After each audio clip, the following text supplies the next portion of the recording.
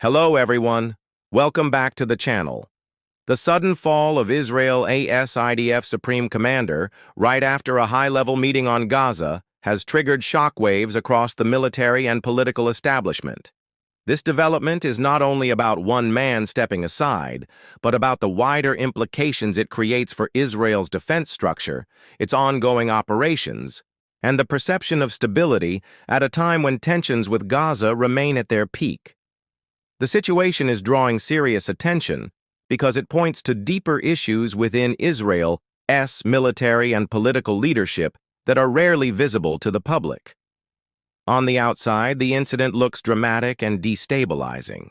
Israel's military has always projected an image of strict discipline and unity, with leadership appearing solid even during the most difficult wars and conflicts. Seeing the Supreme Commander fall so abruptly, especially after a meeting directly tied to the volatile Gaza front, gives the impression of cracks appearing in the foundation of the Israeli defense establishment. To international observers, it suggests that the leadership may not be as strong or as coordinated as it usually claims to be, and that external pressures, both political and military, are weighing heavily on the top. Inside the military itself, the mood is tense and uncertain. Senior commanders are now rushing to maintain control, manage troop morale, and make sure the chain of command does not break down. The resignation or fall of such a critical figure creates a vacuum at the top. And while Israel has a strict system of hierarchy, sudden changes often trigger confusion among ranks until a new leader is fully established. Command decisions, which must be made quickly during moments of crisis, can face delays or second-guessing when the authority figure everyone relied on is no longer present. The performance of the IDF in this moment is under intense scrutiny. For years, Israel has built its reputation on quick responses, tightly coordinated operations, and the ability to handle multiple threats simultaneously. With the Supreme Commander gone, the challenge now is proving that the machine can still run smoothly without its key driver. Troops stationed around Gaza are expected to continue operations with precision, but the absence of strong leadership risks slowing decision-making, delaying deployment, or even creating hesitation in moments when split-second action could be the difference between escalation or stability. However, the Israeli defense system does come with its built-in safeguards. The military is designed not to collapse if a single figure steps down.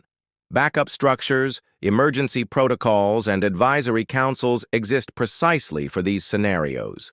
Experienced generals and senior staff can step in temporarily, making sure the army continues to function without paralysis. This framework acts like a safety net, ensuring that even though the leadership has taken a major blow, operations do not grind to a halt. Still, these measures cannot fully replace the authority and confidence that a Supreme Commander personally provides to both troops and the nation. What makes this event stand out is its timing and context. It did not occur during a period of calm or routine operations. It happened immediately after a Gaza meeting, when strategies and responses to the volatile situation were being discussed. That raises questions about whether disagreements behind closed doors played a role in the commander's fall. Was it pressure from the political leadership? Was it conflict over strategy? Or was it an internal struggle within the military itself? The timing makes this more than a leadership change. It transforms it into a political and military statement, one that adversaries are certain to notice.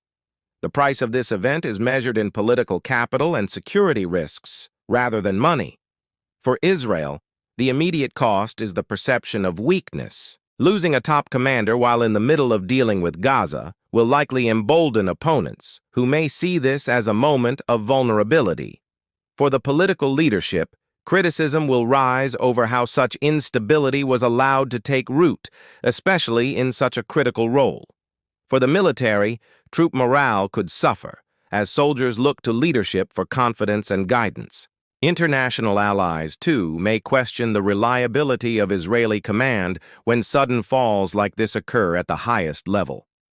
In conclusion, the fall of Israel's Supreme Commander is a moment that will test the resilience of both the military and the political leadership.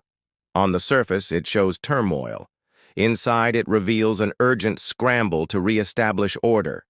In performance, it threatens to disrupt the seamless operations that the IDF prides itself on. Safety mechanisms exist, but they are not a substitute for firm and trusted leadership. The unique timing right after a Gaza meeting magnifies the significance and raises suspicions about what is happening behind the scenes. The price of this disruption could be high in terms of confidence, perception, and security. What happens in the days ahead will determine whether this moment is just a temporary stumble or the beginning of deeper cracks in Israel's defense system.